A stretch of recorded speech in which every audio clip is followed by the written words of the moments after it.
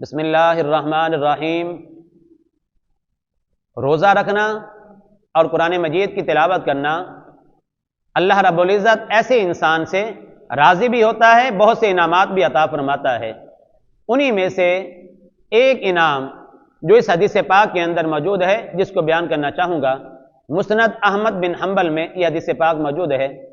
اللہ کے پیارے نبی احمد مجتبی محمد مصطفیٰ صلی اللہ تعالی علیہ وآلہ وسلم نے ارشاد فرمایا، الصیام والقرآن یشفعان للعبد یوم القیامہ، کہ روزہ اپنے رکھنے والے کے حق میں، قرآن اپنے پڑھنے والے کے حق میں قیامت والے دن اللہ رب العزت کی بارگاہ میں شفاعت کریں گے۔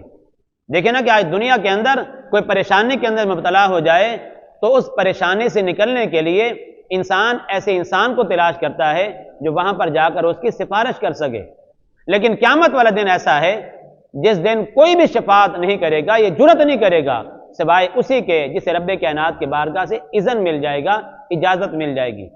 قرآن مجید میں آیت الکرسی کے اندر موجود ہے، من ذا الذی یشفع عندہ الا باذنہ، کون ہے جو رب کائنات کی بارگاہ میں شفاعت کرے؟ ہاں وہی جسے رب کائنات کی بارگاہ سے اجازت ملے گی۔ تو روزہ اسے بھی اجازت ملے گی، قرآن اسے بھی اجازت ملے گی۔ روزہ کیا کہے گا؟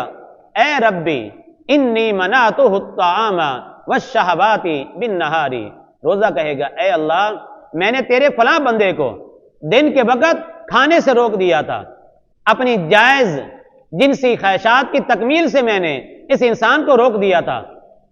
فشفعنی فی، یا اللہ اس انسان کے حق میں اپنی بارگاہ میں میری شفاعت کو قبول فرما۔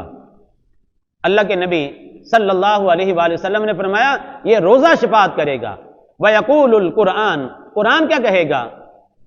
یا اللہ مَنَعْتُهُ النَّوْمَ بِاللَّيْلِ فَشَفِّعْنِي فِيهِ، یا اللہ تیرا یہ بندہ اس کو میں نے رات کے وقت سونے سے روک دیا تھا، مَنَعْتُهُ النَّوْمَ بِاللَّيْلِ، رات کے وقت ہی اٹھ کر مجھے پڑھتا رہتا تھا، مجھے سنتا رہتا تھا، میری تلاوت کرتا رہتا تھا۔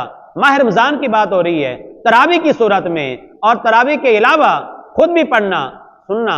یا اللہ تیرے یہ بندہ مجھے پڑھتا رہتا تھا، مجھے سنتا رہتا تھا، یا اللہ تیری بارگاہ میں دعا کرتا ہوں، عرض کرتا ہوں اس انسان کے حق میں میری شفاعت کو قبول فرما۔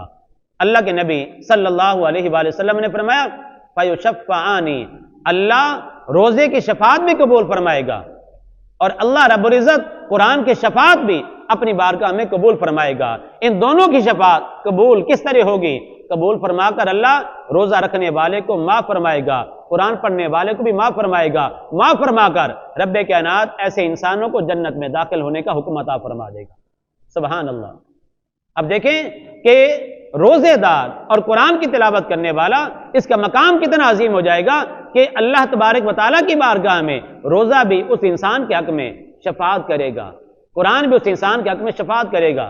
الحمدللہ یہ ماہ رمضان رب کائنات نے ہمیں عطا فرمایا صحت کے ساتھ، ایمان کے ساتھ۔ آج اس ماہ رمضان کا 9واں روزہ ہے، 2024 کا یہ ماہ رمضان آج 9واں روزہ ہے۔ کتنے خوش نصیب ہیں وہ انسان جو اس ماہ رمضان کے روزے رکھ رہے ہیں، اور اللہ رب العزت کو راضی رکھنے کے لیے روزے بھی رکھتے ہیں، قرآن مجید کی تلاوت سنتے بھی ہیں اور کرتے بھی ہیں۔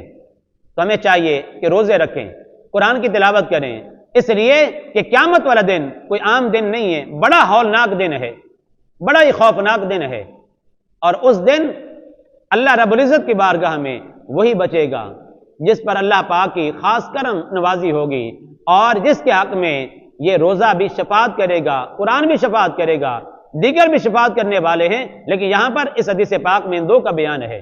تو ہمیں چاہیے اس دن کے حوالے سے تیاری کریں، دنیا میں روزے رکھیں اللہ کی رضا کے لیے، تاکہ روزہ قیامت والے دن ہماری شفاعت کر سکے، قرآن کی تلاوت کریں تاکہ قرآن بھی قیامت والے دن اللہ کی بارگاہ میں ہماری سفارش کر سکے۔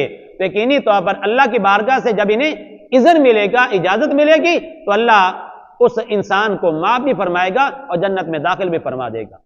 مسند احمد بن حنبل میں حدیث پاک ہے، او کما قال، جیسا پیارے نبی صلی اللہ علیہ وآلہ وسلم نے فرمایا۔